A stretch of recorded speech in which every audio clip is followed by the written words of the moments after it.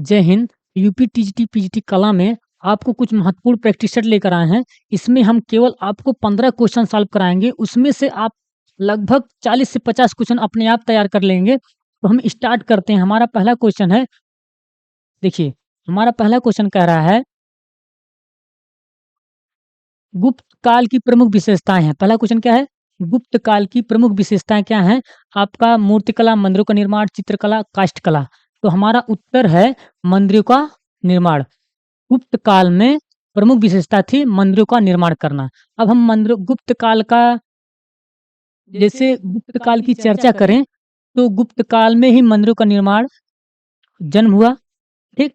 गुप्त काल में ही मंदिर निर्माण कला का जन्म हुआ। शिखर युक्त मंदिरों का निर्माण गुप्त काल में ही सर्वाधिक महत्वपूर्ण है। कौन-सा? शिखर युक्त। जो शिखर युक्त मंदिरों का निर्माण होता था, वो गुप्त गुप्त काल में सर्वाधिक महत्वपूर्ण था।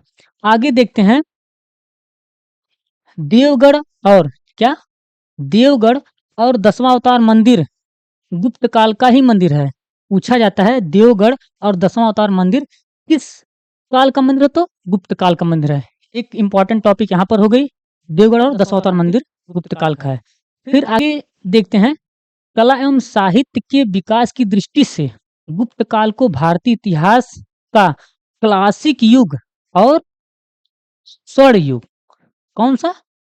कला एवं साहित्य की दृष्टि से अगर देखा जाए गुप्त काल को, तो क्लासिक युग और स्वर्ण युग कहा जाता है। ये भी एक मेन टॉपिक आपका हो गया। तो हमारा गुप्त काल का प्रमुख विशेषता हो गई मंदिरों का निर्माण और उसकी कुछ विशेषताएं हैं, यहाँ पर देख लेंगे। आगे चलते हैं। नेक्स्ट क्वेश्चन हमारा है,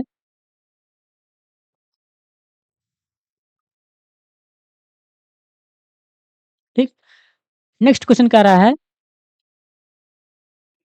कि मुगल शैली में व्यक्ति चित्रण का विशेष स्थान किसके समय में मिला था?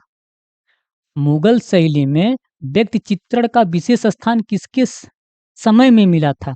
मुगल शैली का जो व्यक्ति चित्रण है, महत्वपूर्ण आपका यहाँ पर आ गया व्यक्ति चित्रण।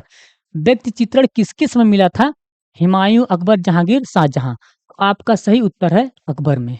किसमें मिला था? अकबर के समय में मिला था। तो आप इस पे टिक मार दिए हैं कि अकबर के समय में मुगल शैली का व्यक्ति चित्रण मिलता है। तो यहाँ पर व्यक्ति चित्रण का विशेष चित्र कौन किया? अकबर में। अब हम अकबर का थोड़ा-सा जानकारी ले रहे हैं कि अकबर को बचपन से ही चित्रकला में रुचि थी। अकबर को बचपन से चित्रकला में रुचि थी। काबुल में जो आगे देखते हैं, काबुल में अब्दुल समद और चित्रकारी सीखी थी।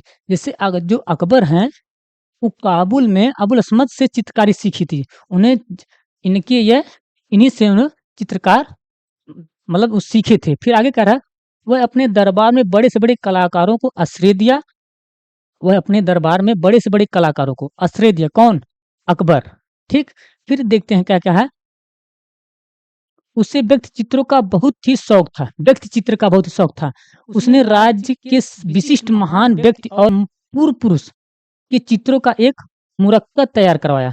मतलब अकबर ने अपने दरबार में पूर्व पुरुष जो महान थे और विशिष्ट महान व्यक्ति, ये सब पूर्व पुरुष जो एक मान चलिए कि विशेष स्थान था उनका, मुरक्का तैयार करवाया। मुरक्का मतलब होता है कि एल्बम, एल्बम मतलब सभी व्यक्तियों का एक फोटो तैयार करवाया। कौन? अकबर ने। इसलिए उनको व्यक्ति चित्रण का विशेष स्थान दिया जाता है। ठीक?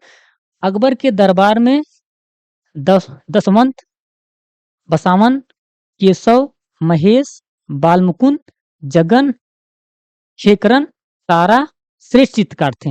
अब एक इम्पोर्टेंट टॉपिक यहाँ भी आ गई कि जो अकबर के दरबार में जो प्रमुख विशेष चित्रकार थे, एक दसवंत थे, बसावन थे, केशव हो गए, केशव महेश एक में है, केशव महेश एक में है, केशव महेश हो गए, ठीक? और बालमुकुंद हो गए, जगन हो गए, शेषकरण हो गए, शेखरन और तारा। ये सब क्या थे?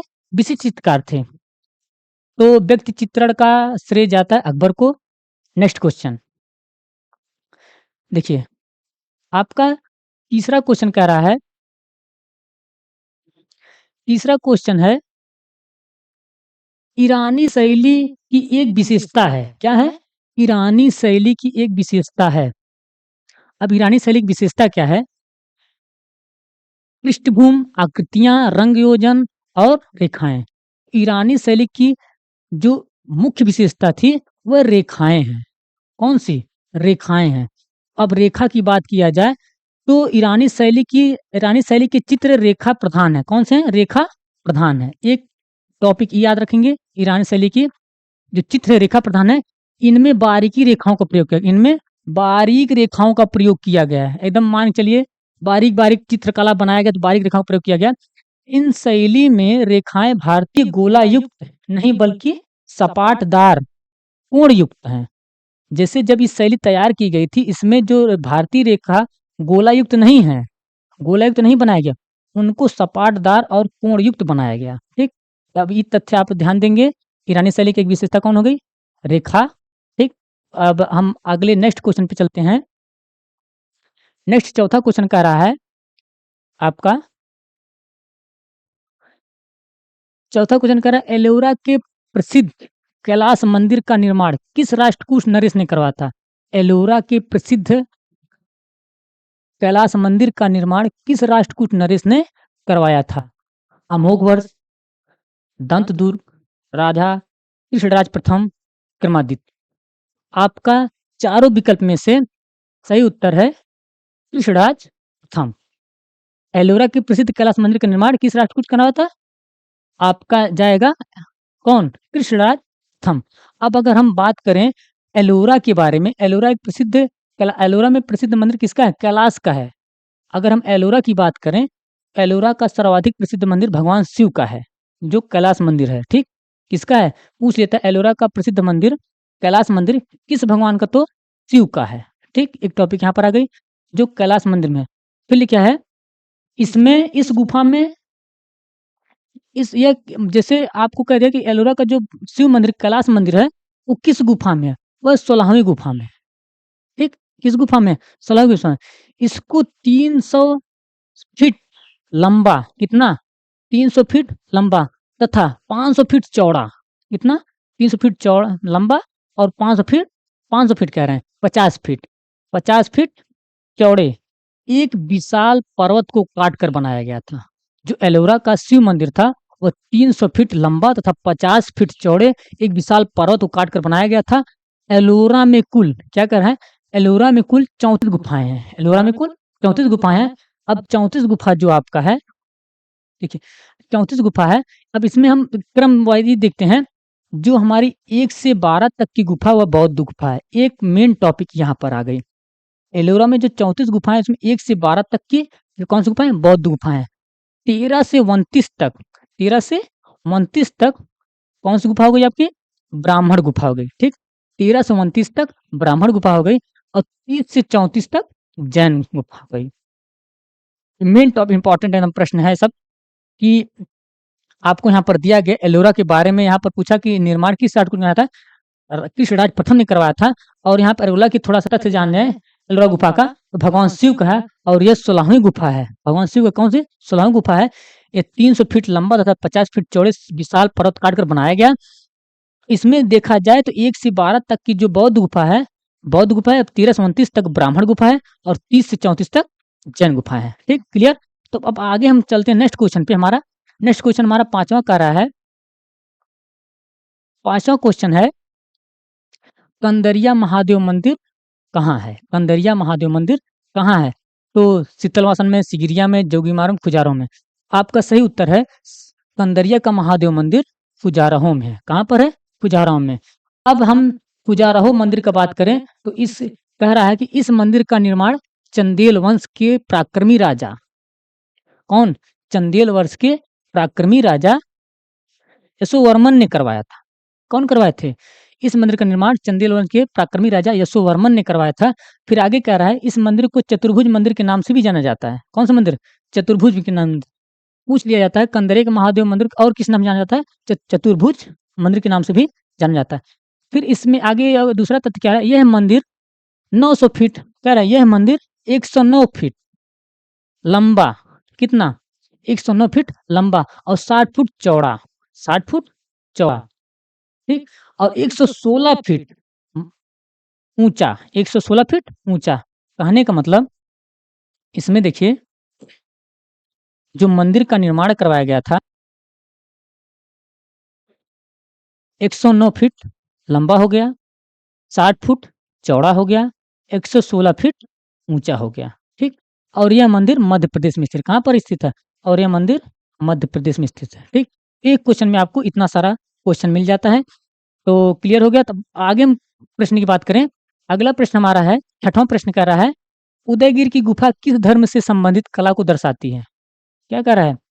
हमारा जो अगला क्वेश्चन है कह रहा है कि उदयगिरि की गुफाएं किस धर्म से संबंधित कला को दर्शाती हैं? बौद्ध धर्म से, जैन धर्म से, हिंदू धर्म से और ईसाई धर्म से। उदयगिरि की जो गुफाएं हैं वह हिंदू धर्म से कला को दर्शाती हैं, हिंदू धर्म की कला को दर्शाती हैं। अब अगर हम उदयगिरि की गुफा की बात करें, यह गुफा हिंदू धर्म से संबंधित है, ठीक। और जो मध्य प्रदेश के विदिशा जिले में स्थित है। कहाँ पर है? मध्य प्रदेश के विदिशा जिले में। उदयगिरि की गुफा कहाँ पर है? मध्य प्रदेश के विदिशा जिले में है, स्थित है। यह गुफा बेतवा और वेस नदियों के बीच स्थित है। कहाँ पर? बेतवा और वेस नदियों के बीच स्थित है, ठीक। तो हमारा सही आंसर हो गया हिंदू धर्म। तो आगे क्वेश्चन करते हैं। नेक्स्ट क्वेश्चन कह रहा है सातवां क्वेश्चन। सातवां क्वेश्चन कह रहा है कीर्ति स्तंभ कहाँ स्थित है? मतलब कीर्ति स्तंभ कहाँ पर है? तो सातवां क्वेश्चन कह रहा है कीर्ति स्तंभ कहाँ स्थित है? तो बीजापुर में, जयपुर में, ग्वालियर में और चित्तौड़गढ़ में। तो इसका सही उत्तर होगा चित्तौड़गढ़ में। कहाँ पर होगा? चित्तौड़गढ़, ठीक। अगर हम चित्तौड़गढ़ की बात करें तो चित्तौड़गढ़ कीर्ति स्तंभ पूछ रहा है, तो अगर हम कीर्ति स्तंभ के बारे में अगर बात करें, कीर्ति स्तंभ का निर्माण महाराणा कुंभा ने करवाया था। कौन? कीर्ति स्तंभ किसने बनाया था? महाराणा कुंभा ने करवाया था। एक आपका मेन टॉपिक यहाँ पर हो गई, महाराणा कुंभा ने करवाया था। इस बार करें, यह स्तंभ राजस्थान के चित्तौड़गढ़ किले में स्थित है। किसके? राजस्थान के चित्तौड़गढ़ किले में अभी भी स्थित होगा। तो यहाँ पर एक, यहाँ पर, ठीक। इसको थोड़ा ध्यान देंगे। फिर क्या है, इस स्तंभ को विजय स्तंभ के रूप से भी जाना जाता है। देखिए मेन इंपॉर्टेंट एकदम कह रहा है कि इस स्तंभ को पूछ लेता है कीर्ति स्तंभ को और किस स्तंभ से नाम से जाना जाता है, तो क्या कहा गया? कीर्ति स्तंभ को विजय स्तंभ के रूप में से भी जाना जाता है, ठीक। आगे बात करें, भगवान विष्णु को समर्पित है और यह स्तंभ क्या है? भगवान विष्णु, मतलब इस स्तंभ पर भगवान विष्णु का प्रतिमा बनी है जो 37.19 मीटर ऊंचा है और यह 9 मंजिल में विभक्त हो गया है। जो भगवान विष्णु के कीर्ति स्तंभ से बना है, जिसमें जिसको विजय स्तंभ कहते हैं, यह 37.19 मीटर ऊंचा है और यह लगभग 9 मंजिलों में विभक्त हो गया है, ठीक। तो इसका सही जवाब हो गया चित्तौड़गढ़ में कीर्ति स्तंभ स्थित हो गया है। अब आगे हम नेक्स्ट क्वेश्चन करते हैं। आठवां क्वेश्चन कह रहा हमारा, आठवां क्वेश्चन कह रहा है कि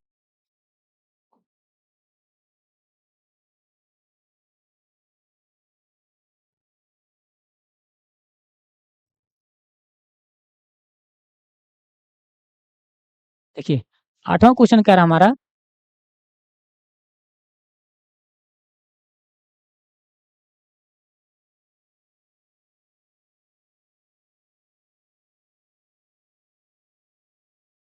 थोड़ा सा फिर देखिए।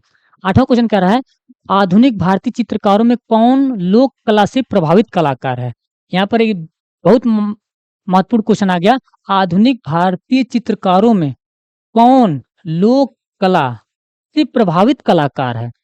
मेन टॉपिक यहाँ से लोक कला से प्रभावित कलाकार है। आपका विकल्प है नंदलाल बसु, यामिनी राय, किक्कनू देसाई और मुकुल दे। आपका सही उत्तर जा रहा है यामिनी राय। कौन है? यामिनी राय। तो लोक कला से प्रभावित कौन कलाकार हो गए? यामिनी राय। अगर यामिनी राय की बात करें तो यामिनी राय अपने अंतर्मनी को संतुष्ट करने के लिए बाजारू कही जाने वाली, कौन सी? बाजारू कही जाने वाली लोक कलाओं की शरण में गए, ठीक।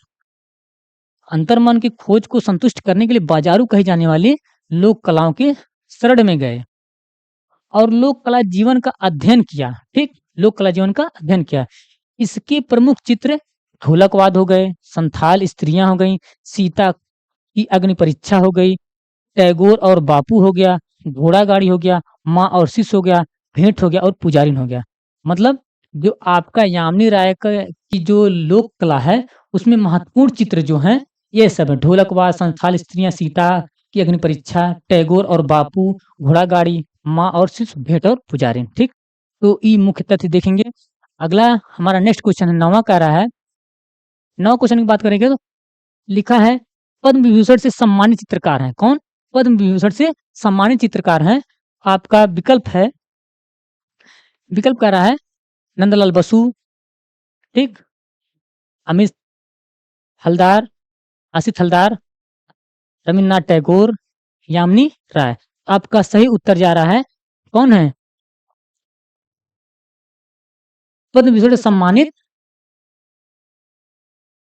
कौन हो गए? नंदलाल बिस्सू हो गए। ठीक, कौन हो गए? नंदलाल बसु हो गए। ठीक, तो आप उत्तर ए पे जाता है। पद्म विभूषण से सम्मानित कौन हो गए? नंदलाल बसु। अगर हम नंदलाल बसु की बारे में बात करें, नंदलाल बसु अवनींद्र नाथ के प्रमुख शिष्य थे। किसके थे? अवनींद्र नाथ के प्रमुख शिष्य थे, जो मास्टर मोसाई के नाम जानते थे। मेन एकदम वेरी वेरी इंपॉर्टेंट क्वेश्चन है क्या कि ये अवनींद्र नाथ के प्रमुख शिष्य हो गए कौन? नंदलाल बसु। और ये जो मास्टर मोसाई के नाम से प्रसिद्ध थे। ये भी क्वेश्चन यहाँ से उठा लेता है, मास्टर मोसाई के नाम से कौन प्रसिद्ध है?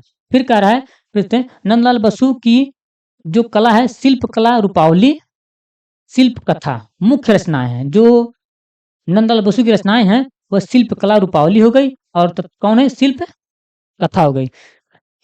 इसके द्वारा निर्मित कला भवन भित्ति चित्र में, मतलब जो यह इनकी जो रचनाएं हैं वो निर्मित हुआ किसमें?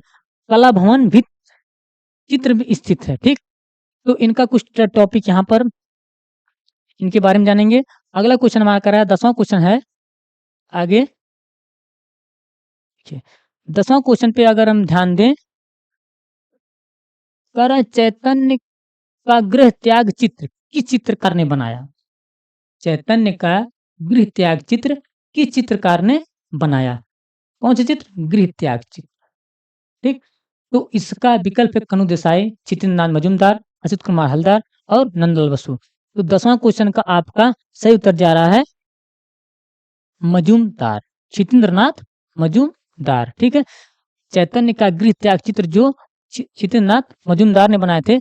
अगर छितेंद्रनाथ मजूमदार के बारे में थोड़ा सा जानकारी लें तो यह क्या है? अवनींद्र नाथ ठाकुर के प्रधान शिष्य थे। किसके? अवनींद्र नाथ ठाकुर के प्रधान शिष्य थे। कौन? छितेंद्रनाथ। फिर देखा जाए, छितेंद्रनाथ वैष्णव चित्रकार थे। एक मेन टॉपिक यहाँ पर आ गई, छितेंद्रनाथ कौन से चित्रकार थे? वैष्णव चित्रकार थे।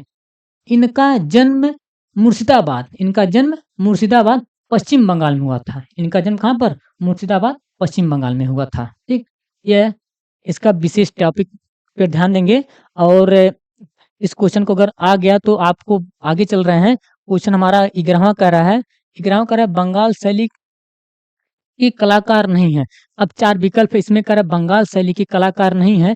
आपका विकल्प है सुरेंद्र कर, विकल्प कह रहा है आपका सुरेंद्र कर, शैलेंद्र, रथिन मित्रा और मुकुल डे। ठीक, इसका आपका सही आंसर जाएगा रथिन मित्रा, रथिन मित्रा। ठीक, और यह कलकत्ता ग्रुप से संबंधित है। इसके बारे में बस इतना जानेंगे कि रथिन मित्र जो है कलकत्ता ग्रुप के से संबंधित है। नेक्स्ट अगला क्वेश्चन हमारा है, 12वां कह रहा है सैयद हैदर रजा, सैयद हैदर रजा हैं व्यक्ति चित्रकार। कौन? व्यक्ति चित्रकार, दृश्य चित्रकार, घनवादी चित्रकार, मूर्ति चित्रकार। तो 12वां का हमारा आंसर जाता है दृश्य चित्रकार। सैयद हैदर रजा जो है एक दृश्य चित्रकार हैं। और इनका अगर इनका थोड़ा सा और जानकारी ग्रहण करना है तो आप यहाँ देखते हैं, यह प्रकृति तथा उन्मुक्त वैभव को दृश्य चित्रों के रूप में बांधने वाले चित्रकार हैं। प्रकृति तथा उन्मुक्त वैभव को दृश्य चित्रों को, यहाँ पर दृश्य चित्रकार दिया ना, तो दृश्य चित्रों को रूप में बांधने के लिए वाले चित्रकार हैं। ठीक, आगे कह रहा है इनका जन्म बवेरिया मध्य प्रदेश में हुआ था। कहाँ पर? इनका जन्म बवेरिया मध्य प्रदेश में हुआ था। इन्होंने अपने काल की शुरुआत दृश्य चित्र से ही की थी। इन्होंने अपने काल की शुरुआत दृश्य चित्र से ही की थी। फिर कह रहा है आगे का बात करें, सैयद हैदर रजा प्रोग्रेसिव आर्टिस्ट ग्रुप के संस्थापक सदस्य रहे। मतलब जो सैयद हैदर रजा हैं, वो प्रोग्रेसिव आर्टिस्ट ग्रुप के संस्थापक भी हुए हैं। ठीक, तो हमारा सही उत्तर है दृश्य चित्रकार। अगला क्वेश्चन है हमारा 13वां क्वेश्चन कह रहा है, पल्लव शासकों ने रथ वाले मंदिर किस स्थान पर बनवाए? पल्लव शासकों ने रथ वाले मंदिर। ठीक, यहाँ पर एक महत्वपूर्ण प्रश्न आ गया है, पल्लव शासकों ने कौन से रथ वाले मंदिर किस स्थान पर बनवाए हैं? रांची में, ऐहोल में, महाबलीपुरम में, चेन्नई में। इसका सही उत्तर है महाबलीपुरम में बनवाया था। पल्लव शासकों ने जो आप रथ वाले मंदिर बनवाए थे वो महाबलीपुरम में बनवाए थे। महाबलीपुरम में जाने जितना भी आपका मंदिर बना सब रथ पे है उनका, वहां पर जैसे एक प्रकार से प्रसिद्ध रथ था वहां पर। तो पल्लव काल की बात करें, पल्लव काल में द्रविड़ शैली का प्रारंभिक मंदिर महाबलीपुरम और कांचीपुरम में पाए गए। मतलब पल्लव कला में द्रविड़ शैली के प्रारंभिक मंदिर महाबलीपुरम और कांचीपुरम में पाए गए। ठीक, ये आप ध्यान देंगे, महाबलीपुरम और कांचीपुरम में पाए गए। फिर कह रहा है महाबलीपुरम में 3 प्रकार के मंदिर बने। महाबलीपुरम में 3 प्रकार के मंदिर बने, जैसे पहला रथ वाला आ गया, मंडप वाला आ गया और विमान वाला आ गया। जो महाबलीपुरम में मंदिर बने थे वो 3 प्रकार बने थे, रथ, मंडप और विमान। ये तीनों ध्यान देंगे। फिर आगे हम उसकी और चर्चा करें तो महाबलीपुरम की प्रवेश स्थान सबसे संरचनात्मक ठीक मूर्ति गंगा अवतरण की है। महाबलीपुरम की प्रवेश स्थान सबसे संरचनात्मक जो मूर्ति है वो गंगा अवतरण की है। और उसके आगे कह रहा है जो विशाल खड़ी चट्टान काट कर बनाई गई थी। ठीक, विशाल खड़ी चट्टान काट करके बनाई गई थी। तो हमारा सही उत्तर हो गया महाबलीपुरम। आगे की बात करते हैं 15वां क्वेश्चन। 14वां क्वेश्चन कह रहा है महात्मा बुद्ध को भिक्षुक के रूप में, महात्मा बुद्ध को भिक्षुक के रूप में अजंता की किस गुफा में चित्रित किया गया था? महात्मा बुद्ध को भिक्षुक के रूप में अजंता के किस गुफा में चित्रित किया गया था? ठीक, 14वीं गुफा, 16वीं गुफा, 17वीं गुफा, 21वीं गुफा। आपका सही जवाब है 14वां का 17वीं गुफा। अगर 17वीं गुफा की बात करें तो कह रहा है 17वीं गुफा एक बिहार गुफा है। कौन सी गुफा है? एक बिहार गुफा है। इसमें सभी गुफाओं से अधिक चित्र बने हैं। अगर जो अजंता की जो 17वीं गुफा है वो एक बिहार गुफा है और उसमें क्या है, सभी गुफाओं से अधिक चित्र बने हैं। ठीक, अधिक चित्र बने हैं। इस गुफा का प्रसिद्ध चित्र राहुल समर्पण का है। किसका? राहुल समर्पण का। मतलब 17वीं गुफा का प्रसिद्ध चित्र जो है राहुल समर्पण का है, जिसमें भगवान बुद्ध को भिक्षुक के रूप में चित्रित किया गया है। और किस गुफा में भगवान बुद्ध को भिक्षुक के रूप में चित्रित किया गया है? तो आपको राहुल समर्पण की जो गुफा है जो 17वीं है और वो बिहार नाम जान देते, वो भगवान बुद्ध के भिक्षुक के रूप में चित्रित है। ठीक, तो इस 14 वाले क्वेश्चन से आपको इतना टॉपिक मिलता है। आगे हम अगर क्वेश्चन की बात करें, हम 15वीं बात करें, 15वां लास्ट क्वेश्चन है राम किंकर का जन्म हुआ था। राम किंकर का जन्म हुआ था दिल्ली में, मुंबई में, मध्य प्रदेश में, बंगाल में। कह रहा राम किंकर का जन्म हुआ था दिल्ली में, मुंबई में, मध्य प्रदेश में, बंगाल में। इसका सही जवाब है आपका बंगाल में। राम किंकर जन्म का कहाँ हुआ था? बंगाल में।